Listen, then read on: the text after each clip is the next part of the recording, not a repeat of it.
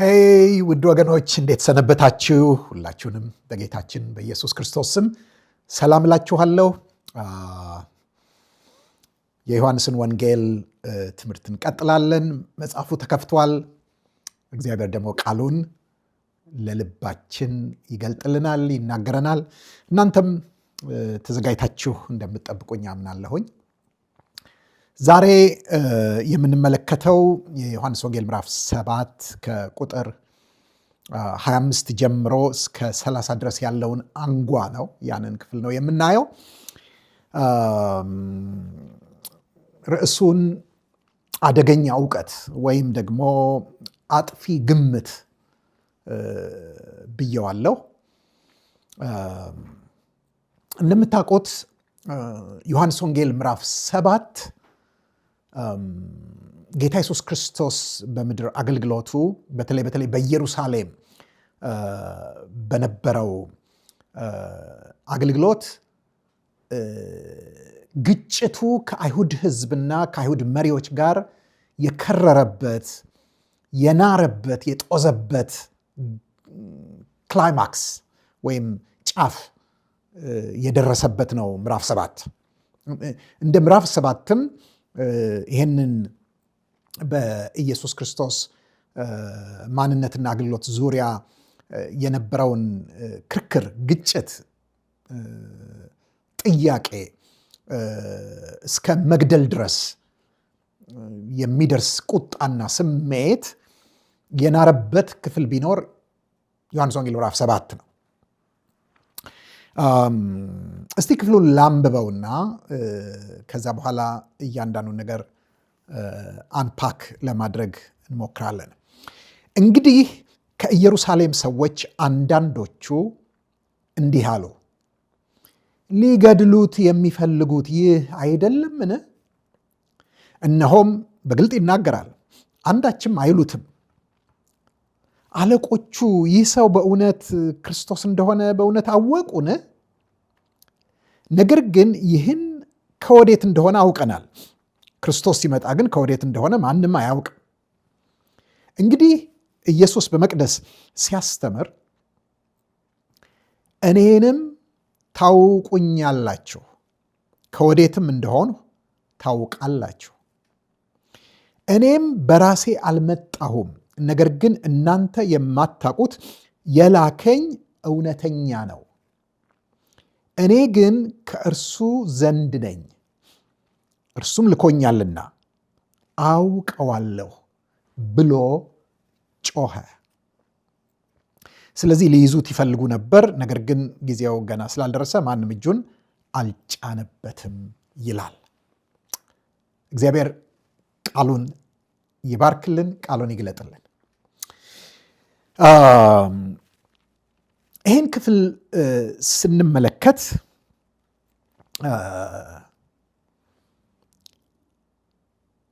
ሲናገሩ ወይም ሐሳብ ሲሰጡ የምንሰማቸው የኢየሩሳሌም ነዋሪ የሆኑ አይሁድ ናቸው፣ ሕዝብ ናቸው። ሕዝቡ ነው የሚለው። ከኢየሩሳሌም ሰዎች አንዳንዶቹ ነው የሚለው። እነዚህ የሃይማኖትን ጉዳይ ጠንቅቀው የሚያውቁ፣ በኢየሩሳሌም የሚካሄዱትን ነገሮች የሚመለከቱ፣ እንደገናም ደግሞ አለቆቹ፣ መሪዎቹ ምን እያሰቡ ምን እየወሰኑ እንደሆነ የሚመረምሩ ሰዎች ናቸው እና ገርሟቸዋል። ምክንያቱም ከአይሁድ ዘንድ ኢየሱስን የመግደል ዝንባሌ እንዳለ፣ ውሳኔ እንዳለ በደንብ ያውቃሉ። ይሄ የጋራ እውቀት ነው፣ አደባባይ ላይ ያለ እውቀት ነው። ምክንያቱም ምዕራፍ 7 ቁጥር 1 ሲጀምር ከዚህም በኋላ ኢየሱስ አይሁድ ሊገድሉት ይፈልጉ ስለነበር በይሁዳ ሊመላለስ አይወድም ነበርና በገሊላ ይመላለስ ነበር ይለናል። ወደ ገሊላ እንዲሄድ ያደረገው ነገር ሊገድሉት ይፈልጉ ነበር፣ የታወቀ ነው። እነዚህ ሰዎች ይህን ያውቃሉ። ግን ያ ሊገድሉት የሚፈልጉት የት ነው ያለው ብለው ሊያስሩት፣ ሊይዙት፣ ሊገሉት የሚፈልጉት በዳስ በዓል ላይ በአደባባይ በመቅደስ እያስተማረ ነው። እና ገርሟቸዋል። እንዴ ሊገሉት የሚፈልጉት ይህ አይደለምን? ማለት ሌላ ሰው ነው? ስለማን ነው እያወሩ ያሉት? ማንን ነው መግደል የሚፈልጉት? እንግዲህ ይሄንን በዓል የሚመሩት የሚቆጣጠሩት የራሳቸው ፖሊሶች ያሏቸው የመቅደስ ሕግ አስከባሪዎች ፖሊሶች የሚባሉ አሉ ያሏቸው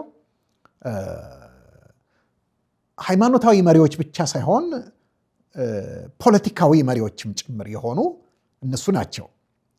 ከፈሪሳውያን፣ ከጸሐፍት፣ ከሰዱቃውያን፣ ከካህናት የተውጣጡ የህዝቡ መሪዎች ናቸው እና አፍንጫቸው ስር እዛው እያስተማረ ነው ያለው እና ህዝቡ እነዚህ ሰዎች ገርሟቸዋል። ሊገሉት የሚፈልጉት ይህ አይደለምን? እነሆም በግልጥ ይናገራል፣ አንዳችም አይሉትም። ማንም ዞር ብሎ ያለ የለም፣ ያየ የለም። ማንም የጠየቀው የለም። ማንም ምን ታስተምራለህ፣ ለምን ታስተምራለህ ያለው የለም። በጣም ገርሟቸዋል እና መጨረሻ ላይ የደረሱበት የማሾፍ አይነት ድምዳሜ አለቆቹ ይህ ሰው በእውነት ክርስቶስ እንደሆነ አወቁ፣ ተቀበሉ፣ አመኑ የሚል ጥያቄ ነው። መቼስ ይሄ አሁን የምናየው አንጓ ምዕራፍ 7 ከቁጥር 25 እስከ 30 በምጸት የተሞላ ነው። ምጸት ማለት እንደ ፌዘኛ ንግግር ወይም ደግሞ እንደ አግድም ንግግር ወይም አንድን ነገር በቀጥታ ሳይሆን በአሽሙር እንደመናገር አይነት ነው። ምክንያቱም በምንም አይነት አለቆቹ እሱ ኢየሱስ ነው እሱ ክርስቶስ ነው ብለው ሊሉ እንደማይችሉ ያውቃሉ። ምክንያቱም ሊገሉት እየፈለጉ ነው። እንዴት አድርገው ነው ክርስቶስ መሆኑን ቢቀበሉ ኖሮ የሚገሉት? ስለዚህ ሁለት ተቃራኒ ነገሮች ናቸው። ትላንት ሊገሉት ይፈልጉ ነበር፣ አሁን ደግሞ እያስተማረ ነው፣ ዝም ብለውታል። ስለዚህ በዚህ አይነት ምጸታዊ ንግግር እነሱ ማመኑ እንዴ ብለው አሉት። ይሄ የሚያስታውሰኝ ወደፊት እናየዋለን ምዕራፍ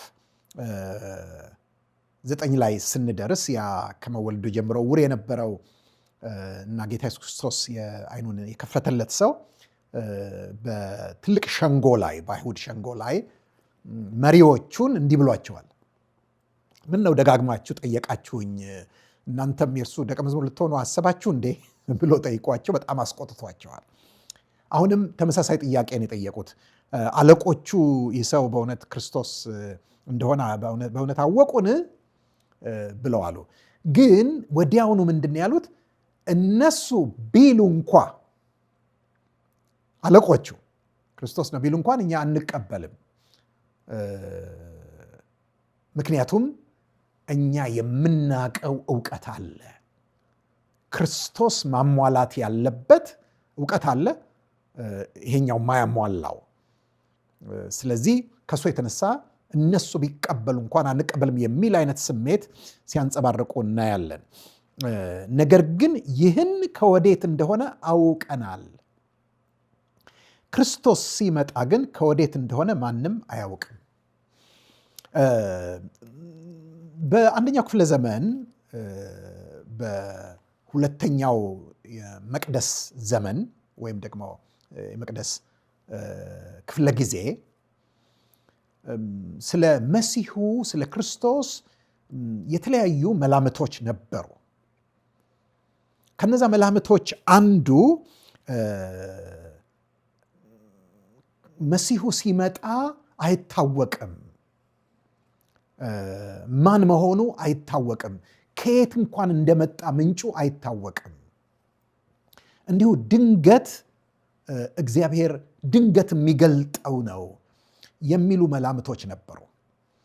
ስለዚህ እነዚህ ሰዎች ስለ ክርስቶስ ያላቸውን እውቀት የመሰረቱት እዛ መላምት ላይ ነው። ይሄ ደግሞ በጣም አደገኛ ያደርገዋል።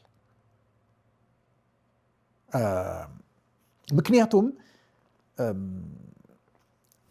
መጽሐፍ ቅዱስ ላይ ቅዱሳት መጽሐፍት ላይ ተመስርተው ቢሆን ኖሮ ቅዱሳት መጽሐፍት መሲሁ ከቤተልሔም እንደሚመጣ ከዳዊት ከተማ እንደሚመጣ ይናገራል። እነሱ ያንንም አልጠቀሱም። ግን በፍጹም አይታወቅም። ይህንን ግን እናውቀዋለን። ይህን ነው አደገኛ እውቀት ወይም ደግሞ አጥፊ ግምት ብዬ ያልኩት። ምክንያቱም አውቀናል አሉ። ነገር ግን ይህ ከወዴት እንደሆነ አውቀናል። ክርስቶስ ሲመጣ ግን ከወዴት እንደሆነ ማንም አያውቅም። አንደኛ በጣም እርግጠኛ ሆነው ነው የተናገሩት ክርስቶስ ሲመጣ ከወዴት እንደሆነ እንደማይታወቅ። ሁለተኛ ደግሞ ይህ ከወዴት እንደሆነ አውቀናል ሲሉ ያወቁ መስሏቸዋል። ቁንጽል እውቀት ነው፣ የተሳሳተ እውቀት ነው። ግን ከእውነተኛው እውቀት ጋርዷቸዋል፣ ለእውነተኛው እውቀት አሳውሯቸዋል። ይሄ መላምታዊ የሆነ እውቀት ምንድን ነው? እኛ ግን ይህ ከየት እንደሆነ አውቀናል ሲሉ ምን ማለታቸው ነው? ከገሊላ ነው የመጣው፣ ናዝሬት ነው ተወልዶ ያደገው፣ የጠራቢው የዮሴፍ ልጅ ነው ወይም የማርያም ልጅ ነው፣ ቤተሰቦቹም የታወቁ ናቸው። ስለዚህ ከየት እንደመጣ እናውቃለን ብለው በቦታ በጂኦግራፊካል ሎኬሽን ላይ የተመሰረተውን እውቀታቸውን በፐርሰናል ፕሮፋይል ወይም ደግሞ የተወለደ የታደገ የማ ቤተሰብ ነው የነማ ጓደኛ ነው የሚለውን ይሄንን ይዘው አውቀናል ብለው አሉት። ነገር ግን እውቀታቸው ውጫዊ ነው፣ አካላዊ ነው፣ ቦታዊ ነው እንጂ በመገለጥ ላይ የተመሰረተ እውቀት አይደለም። ወገኖቼ እውነተኛ መንፈሳዊ እውቀት ድነትን የሚያመጣ የህይወት ለውጥን የሚያመጣ እውቀት ተነግሯዊ እውቀት አይደለም፣ ውጫዊ መረጃ አይደለም፣ የመገለጥ እውቀት ነው። የመገለጥ እውቀት ስንል ምን ማለት ነው? እግዚአብሔር በመንፈሱ ለልባችን የሚያበራው ልዕለ ሰብ የሆነ ከሰው በላይ የሆነ ማለትም እኛ ዝም ብለን ተመራምረን የማንደርስበት፣ ምክንያቱም ሰው እግዚአብሔርን ተመራምሮ ሊደርስበት አይችልም። የዚህ ዓለምን ጠቢባን ሐዋርያው ጳውሎስ በአንደኛ ቆሮንቶስ ምዕራፍ 1 ላይ ሲጽፍ ዓለም በጥበቧ እግዚአብሔርን ስላላወቀችው እግዚአብሔር በስብከት ሞኝነት የሚያምኑትን ሊያድን የእርሱ በጎ ፈቃድ ሆኗል ይላል። ምክንያቱም ማንም በጥበብ በምርምር በመረጃ እግዚአብሔርን ሊያውቀው አይችልም። ስለዚህ እነዚህ ሰዎች አውቀናል ብለዋሉ። ያወቁት ነገር ግን የሚጠቅማቸው አልነበረም። መረጃን የሰበሰቡት ጥናትን ያላቸው ማን ነው? ከየት ነው የመጣው? ኢንተለጀንስ ነው ያላቸው፣ ሂውማን ኢንተለጀንስ እንጂ መንፈሳዊ ሬቨሌሽን ወይም መገለጥ አይደለም።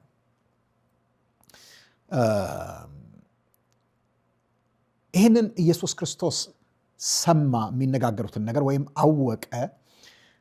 እንግዲህ ኢየሱስ በመቅደስ ሲያስተምር ምን አላቸው? እኔንም ታውቁኛላችሁ፣ እኔም በራሴ አልመጣሁም፣ ነገር ግን እናንተ የማታውቁት የላከኝ እውነተኛ ነው። እኔ ግን ከእርሱ ዘንድ ነኝ፣ እርሱም ልኮኛልና አውቀዋለሁ ብሎ ጮኸ። በጣም ጮሆ ነው የተናገረ ይሄን ነገር። ይሄ ጮኸ የሚለው ለሚለው ነገር ምን ያህል ትኩረት እንደሰጠው፣ ምን ያህል እንዲሰሙት እንዲረዱት እንደፈለገ ማሳያ ነው። ለዚህ ዮሐንስ ይሄንን ዝም ብሎ አይደለም የተናገረው፣ እንደሌላው ጊዜ ጮሆ ነው የተናገረው፣ በኃይል ነው የተናገረው፣ ከውስጡ ነው የተናገረው። ለምን? ምክንያቱም አንድ ሰው ሄሮድስ ማን ነው? ሄሮድስን አወቀ አላወቀ? ጲላጦስ ማን ነው? ጲላጦስን አወቀ አላወቀ? ቄሳር ማን ነው? ቄሳሩን አወቀ አላወቀ? ምንም የሚያመጣው ለውጥ በዛ ሰው ላይ አይኖርም። ቢኖርም በጣም ኢምንት ነው። ጊዜያዊ ነው፣ ወቅታዊ ነው፣ አላፊ ነው። ነገር ግን ኢየሱስን ማወቅ እና አለማወቅ የሰውን ዘላለማዊ መዳረሻ፣ የሰውን ዘላለማዊ ማንነት የሚወስን በጣም ትልቅ ጉዳይ ነው። ስለዚህ ሰዎች ይሄንን በጣም ሲሪየስሊ ነው ሊወስዱት የሚገባቸው።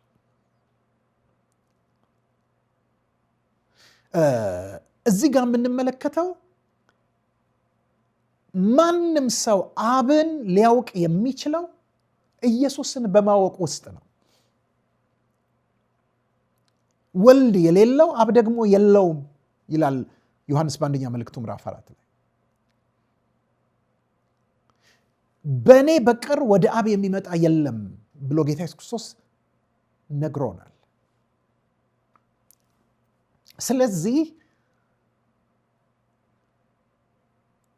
አብ መታወቅ የፈለገው በኢየሱስ ክርስቶስ በኩል ነው።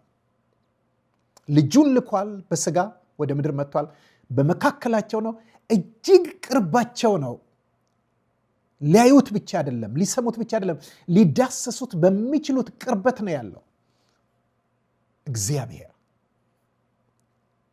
ስለዚህ ልጁን አይቶ ለሚያምን ሁሉ እግዚአብሔር ራሱን ሊገልጥ ወስኗል። ስለዚህ ጌታ ኢየሱስ ክርስቶስ ጮሆ በመናገሩ ምን ያህል ለጉዳዩ ትልቅ ትኩረት እንደሰጠው እንመለከታለን። ምንድን ነው ያለው? ተመልከቱ። እነሱ አውቀናል አሉ። ምንድን ነው አውቀናል ያሉት? ነገር ግን ይህን ከወዴት እንደሆነ አውቀናል። ክርስቶስ ሲመጣ ግን ከወዴት እንደሆነ ማንም አያውቅም። አውቀናል የሚለውን ማወቅ፣ አውቀናል የሚለውን ሲጽፍልን ዮሐንስ የታወቀውን የተለመደውን የግሪክ ቃል አይደለም የተጠቀመው። ግኖስኮ የሚል የግሪክ ቃል አለ፣ ማወቅ ማለት ነው። እሱን አይደለም የተጠቀመው። እዚህ ጋር ኦይዳ የሚል ሌላኛውን ቃል ነው የተጠቀመው። ሁለት ናቸው። ስለ ማወቅን ለመግለጽ ያሉት የግሪክ ቃሎች ሁለት ናቸው። አንደኛው ግኖስኮ ነው፣ አንደኛው ኦይዳ ነው። ልዩነታቸው ምንድን ነው? ግኖስኮ የሚለው ማወቅ ሲሆን ነገር ግን ተዛምዷዊ ሪሌሽናል የሆነ እውቀት ነው። ተገብሯዊ ወይም ኤክስፔሪየንሻል የሆነ እውቀት ነው። በልምምድ የሆነ ውስጣዊ እውቀት ነው ግኖስኮ። ኦይዳ ግን የሰው ኢንቴሊጀንስ ነው፣ የሰው ምርምር ነው፣ የሰው መረጃ ነው፣ ውጫዊ ነው። እንደገና ደግሞ ልምምዳዊ ሳይሆን መረጃ የሆነ እውቀት ነው። ይሄንን በጣም ነው የገረመኝ። ምክንያቱም ሌላ ቦታ ዮሐንስ ማወቅን ለመግለጽ የሚጠቀመው ለምሳሌ ዮሐንስ ወንጌል ምዕራፍ 17 ቁጥር 3 ብትመለከቱ ምን ይላል? እውነተኛ አምላክ ብቻ የሆንከውን አንተን የላከውንም ኢየሱስ ክርስቶስን ያውቁ ዘንድ ይህች የዘላለም ሕይወት ናት ይላል። ያውቁ ዘንድ የሚለውን ግኖስኮ ነው የሚለው። ለምን? ምክንያቱም ያ እውቀት ሕይወታዊ ነው፣ ልምምዳዊ ነው፣ ውስጣዊ ነው፣ ተገብሯዊ ነው። እዛ ጋር ኦይዳ የሚለውን አልጠቀመም። እዚህ ጋር ግን የሰዎቹን እውቀት ለመግለጽ የተጠቀመ ሆን ብሎ ይሄንን ቃል ነው። የመረጃ እውቀት ነው። ጌታ ኢየሱስ ክርስቶስ ምን አለ? እኔንም ታውቁኛላችሁ፣ ከወዴትም እንደሆንኩ ታውቃላችሁ አላቸው። ይሄም ምጸታዊ ንግግር ነው። ምክንያቱም አታውቁኝም እያላቸው ነው። ምክንያቱም ምን ብለዋል? ለየትኛው አባባል ነው መልስ የሰጠው? ነገር ግን ይህን ከወዴት እንደሆነ አውቀናል። ክርስቶስ ሲመጣ ከየት እንደሆነ አይታወቅም፣ ይህንን ግን አውቀናል አለው። አውቃችኋል፣ አዎ ያወቃችሁ መስሏችኋል፣ ግን አላወቃችሁኝም እያላቸው ነው። ወይም ደግሞ አውቃችኋል አላወቃችሁም እያላቸው ነው። ፓራዶክስ። ለምን? ታውቁኛላችሁ እኔንም ከየትም ከወዴትም እንደመጣሁ ታውቃላችሁ። ምን ማለቱ ነው? ታውቃላችሁ ሲል እውቀታችሁ ትክክል ነው እያላቸው አይደለም፣ እያጸናላቸው እያረጋገጠላቸው አይደለም። ነገር ግን ምን እያለ ነው? እኔን ከገሊላ መሆኔን ታውቃላችሁ፣ ከናዝሬት መሆኔን ታውቃላችሁ፣ ጠራቢው ዮሴፍ ቤት ተወልጄ ያደኩ መሆኔን ታውቃላችሁ፣ አንድ አይሁዳዊ መሆኔን ታውቃላችሁ። ይህንን የምታውቁት በቃ እኔን በዚህ መልክ ታውቁኛላችሁ፣ የመጣሁበትንም ደግሞ መረጃ አላችሁ። ነገር ግን ማወቅ ያለባችሁ እኔ በራሴ አልመጣሁም፣ መልእክተኛ ነኝ።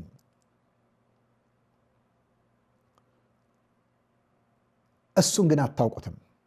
እናንተ የማታውቁት የላከኝ እውነተኛ ነው። ያወቃችሁ የመሰላችሁ ውጭዬን ነው። ያወቃችሁ የመሰላችሁ አካባቢዬን ነው። ያወቃችሁ የመሰላችሁ ቤተሰቤን ነው። እነዚህ ነገሮች ውጫዊ መረጃዎች ናቸው፣ እውቀቶች ናቸው። እኔን ማወቅ ማለት በትክክል የላከኝን ማወቅ ማለት ነው። የመጣሁበትን መምጫዬን ማወቅ ነው። በኋላም ወዴት እንደሚሄድ መዳረሻዬን ማወቅ ነው። እውነተኛ እውቀት ይሄ ነው እያላቸው ነው። ስለዚህ እናንተ የማታውቁት የላከኝ እውነተኛ ነው። የምታውቁ መስሏችኋል፣ አላወቃችሁም። አንዳንድ ጊዜ ቁንጽል እውቀት፣ ውጫዊ እውቀት በጣም እንቅፋት ነው። የሚገርማችሁ ነገር በዚህ ልክ ከማወቅ ምንም አለማወቅ የተሻለ ነው። ምክንያቱም የማያውቁ ሰዎች ለማወቅ ዝግጁ ይሆናሉ። ጥቂት መረጃ ይዘህ ታውረህ ልትቀር ትችላለህ።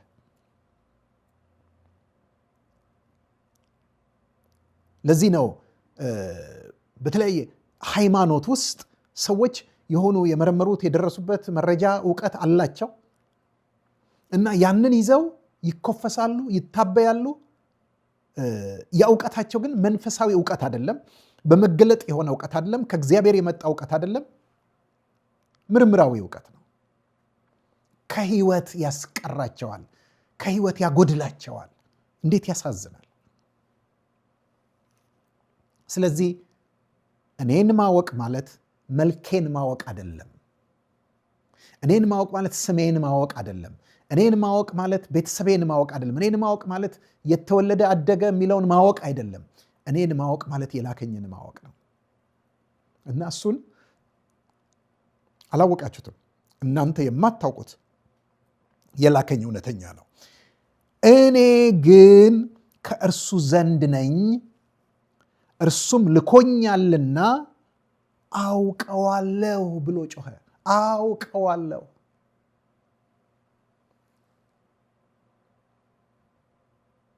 እናንተ አላወቃችሁትም። እኔ ግን አላውቀውም ማለት አልችልም። ለምን? ምክንያቱም የላከኝ እሱ ነው። ከእርሱ ዘንድ ነኝ፣ እርሱ ልኮኛል። አውቀዋለሁ ብሎ ጮኸ። እዚህ ጋር ጌታ ኢየሱስ ክርስቶስ አውቀዋለሁ ሲል የመገለጥ እውቀት ነው፣ የተገብሮ እውቀት ነው፣ የልምምድ እውቀት ነው፣ ውስጣዊ እውቀት ነው። እነሱ ደግሞ የሚሉት የመረጃ እውቀት ነው። ሁለት እውቀቶች ፊት ለፊት ሲፋጠጡ ታያላችሁ። እነሱ አውቀናል ብለው ይላሉ፣ መረጃ ሰብስበው። እሱ ደግሞ አውቀዋለሁ፣ በውስጤ አውቀዋለሁ ይላል። ወገኖቼ የውስጥ እውቀት ይሁንልን፣ የመገለጥ እውቀት ይሁንልን። መረጃ ጥሩ ነው አንዳንዴ፣ ነገር ግን የመገለጥን እውቀት የሚከለክል የሚገድብ የመረጃ እውቀት በኢየሱስ ክርስቶስ ስም ከኛ ይራቅ።